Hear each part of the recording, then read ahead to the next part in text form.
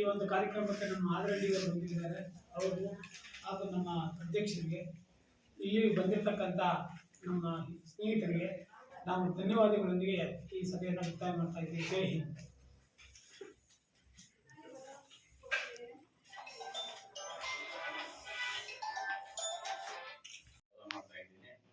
ನಾವು ನಮ್ಮ ಸಂಘದಿಂದ ಇಬ್ಬರು, ಗಂಗಾಧರಪ್ಪ ಅಂತ ಒಬ್ಬರು, ನಾನು ಈ ಚುನಾವಣೆಯಲ್ಲಿ ಹೋರಾಟ ಮಾಡಿದ್ರು. ಈ ಕಾಂಗ್ರೆಸ್ ಅಧ್ಯಕ್ಷರಾದ ಆದಿರೆಡ್ಡಿ ಅಣ್ಣವರು ಎಲ್ಲರನ್ನು ಕರೆಸಿ, ನೀವು ಚುನಾವಣೆ ನಡೆಸಬಾರ್ದು, ಎನಾನಿಮಸ್ ಮಾಡಬೇಕು ಅಂತ ನಮ್ಮಲ್ಲಿ ಹೇಳಿದ್ರು. ನಾವೆಲ್ಲ ವಿತ್ಡ್ರಾಯಲ್ ಫಾರಂಗೆ ಎಲ್ಲರೂ ಸುಮಾರು ಜನ ಸೈನ್ ಹಾಕಿ ಆ ಯಜಮಾನರಿಗೆ ಕೊಟ್ಟು, ಆವಾಗ ಆನಂದ್ ರೆಡ್ಡಿ ಕಾಂಗ್ರೆಸ್ ಮುಖಂಡನು ನಮ್ಮ ಹತ್ರ ಬಂದರು. ರಾಜಿ ಮಾಡ್ಕೊಳ್ಳೋಣ, ಯಾರೋ ಒಬ್ರು ಇರಬೇಕು, ಸಂಘ ದಿವಾಳಿ ಆಗ್ತಾ ಇದೆ, ಆದ್ದರಿಂದ ನೀವೆಲ್ಲ ನಮ್ಮ ಮಾತು ಕೇಳಬೇಕು ಅಂದರು.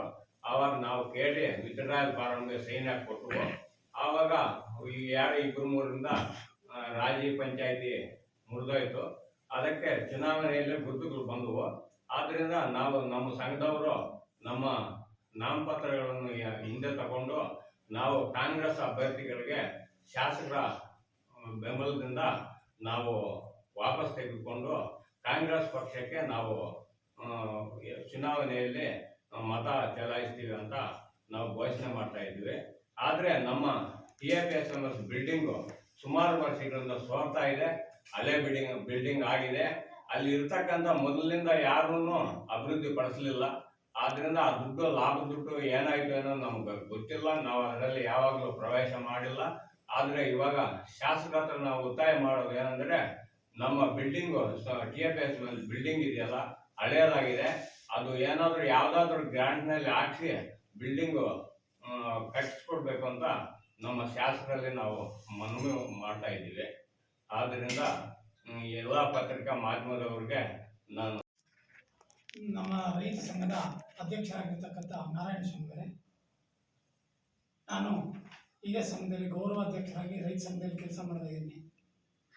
ಈ ಉಡುಬಂಡೆ ತಾಲೂಕು ವ್ಯವಸಾಯ ಉತ್ಪನ್ನ ಮಾರುಕಟ್ಟೆ ಸಹಕಾರ ಸಂಘದಲ್ಲಿ 7/12/2025 ನಡೆಯಲಿರುವ ಚುನಾವಣೆಗೆ ವೈಯಕ್ತಿಕವಾಗಿ ಎಲ್ಲರೂ ಕೂಡ ಒಗ್ಗಟ್ಟಾಗಿ ಸಂಘದಲ್ಲಿ ಬೆರೆತು ನಮ್ಮ ಆದರೆಡ್ಡಿ ಮುಖಾಂತರ ಈ ಒಂದು ಪಕ್ಷದಲ್ಲಿ ಗಲಾಟೆ ಆಗಬಾರ್ದು, ಎಲ್ಲರೂ ಒಗ್ಗಟ್ಟಿನಿಂದ ಸಹಕಾರ ಸಂಘದ ಚುನಾವಣೆಗಳು ದುಡ್ಡು ಖರ್ಚು ಮಾಡದಂತೆ ಎಲೆಕ್ಷನ್ ಮಾಡೋದು ಒಳ್ಳೆಯದು ಅಂತ ತೀರ್ಮಾನ ಮಾಡಿದರು. ಅದರ ಪ್ರಕಾರ ಅವರು ತೀರ್ಮಾನಕ್ಕೆ ಬದ್ಧರಾಗಿದ್ದರು.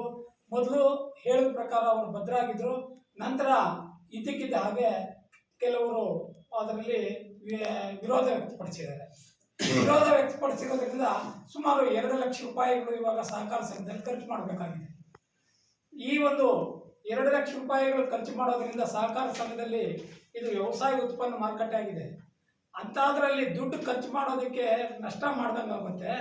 ಇದು ಬೇಡ ಅಂತ ಹೇಳಿದ್ರು ಕೂಡ ನಾಮನಿರ್ದೇಶನಕ್ಕಾಗಿ, ನಿರ್ದೇಶಕರ ಚುನಾವಣೆಗಾಗಿ ಇವಾಗ ನಮ್ಮ ವೈಯಕ್ತಿಕವಾಗಿ ಎಲ್ಲರೂ ಕೂಡ ಕೆಲವರು ಅದಕ್ಕೆ ವಿರೋಧಿಸಿ ನಿರ್ದೇಶಕರ ಒಂದು ಚುನಾವಣೆಗೆ ನಿಂತಿದ್ದಾರೆ.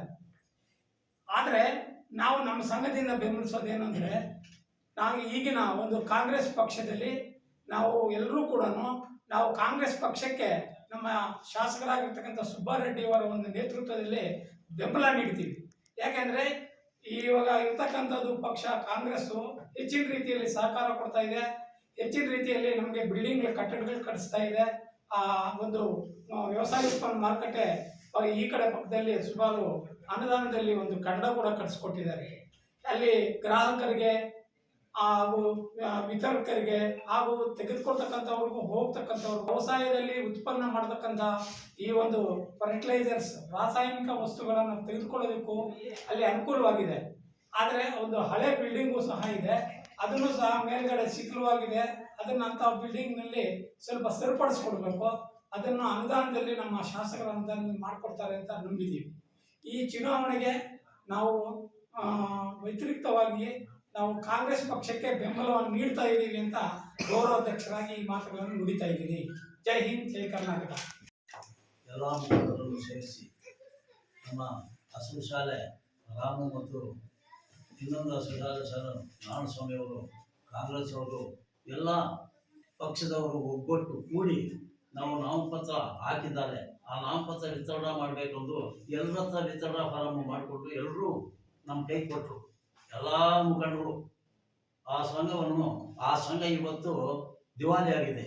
60 ಲಕ್ಷ CC ಲೋನ್ ಮಾಡಿದ್ದೀವಿ, ಪ್ರೈವೇಟಲ್ಲಿ ಒಂದು 30 ಲಕ್ಷ ಮಾಡಿದ್ದೀವಿ, ಲಾಸ್ ಆಗುತ್ತೆ ಅಂತ ಎಲ್ಲರೂ ಕರೆದು ಕೂತ್ಕೊಂಡು ಮಾತಾಡಿದ್ರೆ ಆವತ್ತು ಕೆಲವರು ಇವರೆಲ್ಲ ಒಪ್ಕೊಂಡ್ರು.